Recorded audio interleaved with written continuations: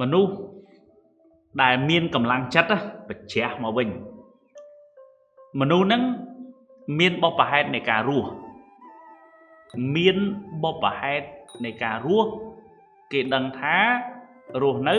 ដើម្បីអ្វីណាអ្នកខ្លះរស់នៅដើម្បីរៀនសូត្របានបរិញ្ញាបត្រជាន់ខ្ពស់ឬក៏រៀនដល់ថ្នាក់បណ្ឌិតអាហ្នឹងបុព្វហេតុនៃការរស់របស់គេគឺរស់ធ្វើខ្លួនឯងហ្នឹង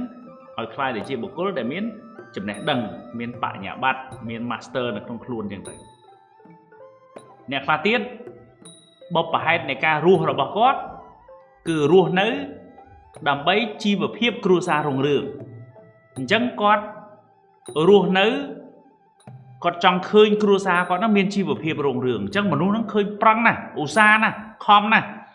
ប្រើកម្លាំងរលុយផង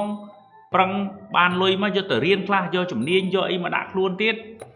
ដើម្បីថ្ងៃក្រោយទៅរលុយបានច្រើនអញ្ចឹងអាហ្នឹងបុព្វហេតុនៃការរស់របស់គាត់រស់ដើម្បីជាទីពឹង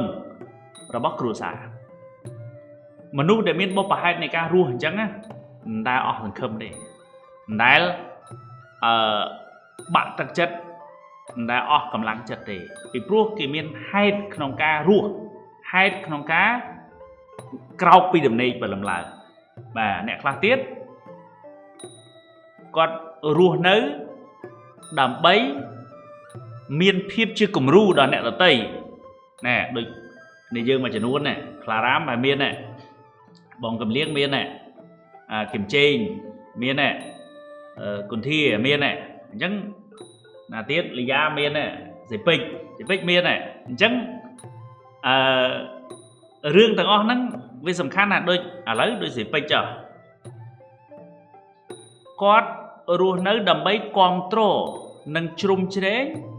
វ៉ាន់ធីងឲ្យคล้ายទៅជាបុគ្គលដែលមានភាពជាអ្នកដឹកនាំណាមានភាពជាគំរូអាហ្នឹងគឺជាអ្វីដែលសេពេចមកខ្មែរដល់ពេលវ៉ាន់ធីងខំប្រឹងគ្រប់សពបែបយ៉ាងដើម្បីคล้ายទៅជាអ្នកដឹកនាំ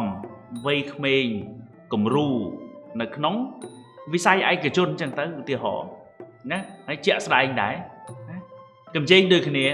សួរមើលហងៃមិនបានកំជេងមានកម្លាំងចិត្តម៉េះមិនបានអមីមានកម្លាំងចិត្តម៉េះចង់ឃើញបងប្អូនប្រជាជនខ្មែរយើងនៅកូរ៉េហ្នឹងមានចំណេះដឹង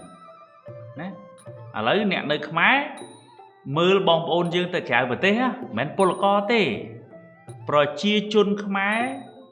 ទៅរៀនសូត្រទៅធ្វើការនិងរស់ស៊ីនៅប្រទេសកូរ៉េខាងត្បូងណែបងប្អូនយើង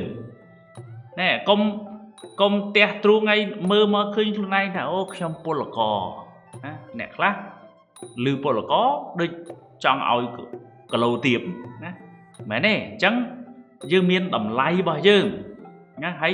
ប្រឹងប្រែងធ្វើការអញ្ចឹងចំណុចកន្លែងហ្នឹងគឺយើងមានមនុស្សមួយទីពេលខ្លះយើងបាក់ទឹកចិត្តដោយសារយើងគិតថាវាគ្មានដំណោះស្រាយហើយមនុស្សដែលបាក់ទឹកចិត្តមកពីមនុស្សហ្នឹងអាចសង្ឃឹមឧទាហរណ៍ចេះកន្លងមកកូនតម្រើសនៅក្នុងគ្រួសារស្អីគេធ្វើឲ្យទាំងអស់ដល់ពេលថ្ងៃមួយពេលជួបបញ្ហាគ្រួសារមានវិបត្តិអត់ដឹងថាធ្វើខ្លួនឯងមិន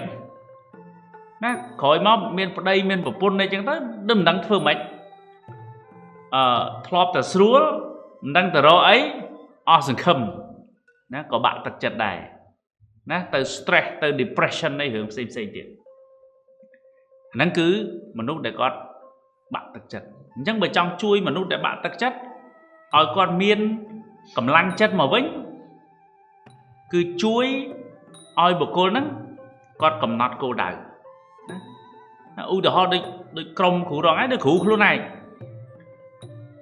ដូចខ្ញុំនិយាយក្នុងវគ្គអាជីវកម្មនិយាយពីបងប្អូនប្រជាកសិករចឹងគ្រាន់តែដល់រដូវវស្សាក្ដុំសบายចិត្តហ្មងមានតន់សบายច្រូតទេណាសบายទៅទប់ទឹកសบายទៅរៀបអង្គលសบายទៅត្រាំគ្រាប់ពូជសบายទៅត្រូវទឹកភ្លៀងសบายទៅភ្ជួរ ហើយបានគាត់ធ្វើសកម្មភាពទាំងអស់នោះសប្បាយព្រោះក្តីសង្ឃឹមដល់រដូវច្រូតកាត់មកដល់គាត់ប្រមូលផលលក់ស្រូវណាបនភូមិសប្បាយឃើញទេអញ្ចឹង